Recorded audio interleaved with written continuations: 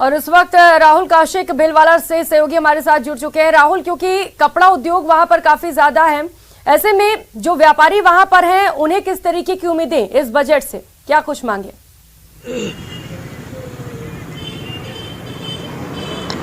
प्रियंका, जो बजट आज पेश होने वाला है वस्त्र नगरी, उससे उम्मीद लेके बैठा हुआ है मुख्यमंत्री अशोक गहलोत को जादूगर कहा जाता है। और उस जो जादूगरी बजट रूपी पिटारा है उसमें से क्या निकल के बाहर आता है ये तो दिन में आज पता चल जाएगा। पर कहीं ना कहीं वस्त्र नगरी के जो लोग हैं उम्मीद लगाए बैठे हैं। क्या उम्मीदें लगाए बैठे हैं? टेक्सटाइल सिटी कहा जाता है भीलवाड़ा को। मेरा नाम अवधेश सिंघवी है। सबसे पहले तो जो आज बजट पेश करने वाले हैं गहलोत जी सदन में, हमारी सबसे पहली मांग ये है कि भीलवाड़ा को ट्रैफिक की समस्या से निजात दिलाने के लिए एक ओवरब्रिज की मांग लंबे समय से हो रही है। एक तो उसके लिए बजट में प्रावधान किया जाए, और दूसरा टेक्सटाइल सेक्टर जो भीलवाड़ा जिसके लिए जाना जाता है, उसकी ग्रोथ के लिए जो रिप्स 2022 की जो स्कीम है उसमें जो कैपिटल सब्सिडी मिलती है 50 करोड़ से ऊपर के प्रोजेक्ट के लिए, उसकी सीमा को घटा करके 10 करोड़ किया जाए ताकि अधिक से अधिक लोगों को इसका लाभ मिले और टेक्सटाइल सेक्टर के अंदर नए आयाम स्थापित किए। लगातार नजर बनाए हुए हैं, अपडेट आपसे लेते रहेंगे। वस्त्र नगरी को बहुत सारी उम्मीदें हैं। एक बार फिर से भीलवाड़ा चलते हैं जहां पर वस्त्र नगरी के साथ बात करते हैं डेयरी उद्योग को लेकर के, बात करते हैं कि पशुपालकों को लेकर के। पशुपालन और डेयरी में भीलवाड़ा का खासा योगदान रहा है। राहुल, ऐसे में वहां पर इस सेक्टर में क्या उम्मीदें हैं?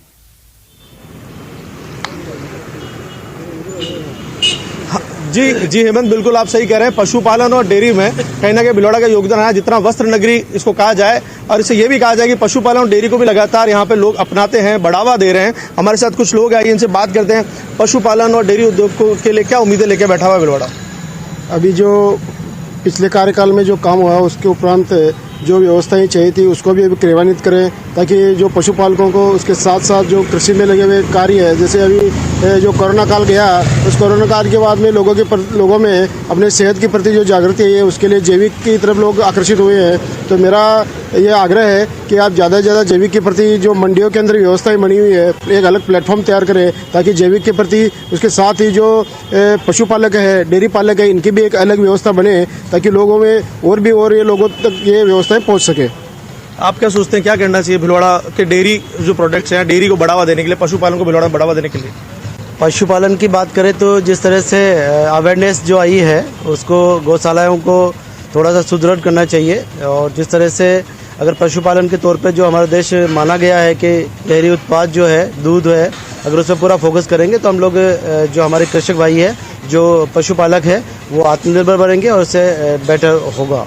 कहने की आत्मनिर्भरता बहुत जरूरी है। जो बजट पेश होने वाला है उसमें से जो निकल के आएगा पशुपालकों के लिए, डेयरी व्यवसायों के लिए, उन तक पहुंचना, उनका फायदा पहुंचना बहुत जरूरी है। ये तो आने वाले दिन में जो बजट घोषित होगा उसके बाद पता ही चल जाएगा। हमारे साथ कुछ और लोग भी आए, इनसे बात करते हैं।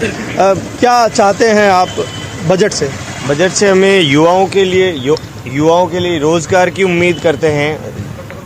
भीलवाड़ा में अगर ट्रेनिंग सेंटर खोला जाए युवाओं को और लेबर के लिए, स्किल के लिए, तो सबसे लिए बहुत अच्छा। बिल्कुल, रोजगार की उम्मीदें हैं और इसके साथ ही ट्रेनिंग के लिए इंस्टीट्यूट्स खोले जाए, ये भी लगातार मांग की जा रही है। बहुत शुक्रिया आप दोनों सहयोगियों का इन तमाम जानकारियों के लिए हमारे साथ जुड़ने के लिए।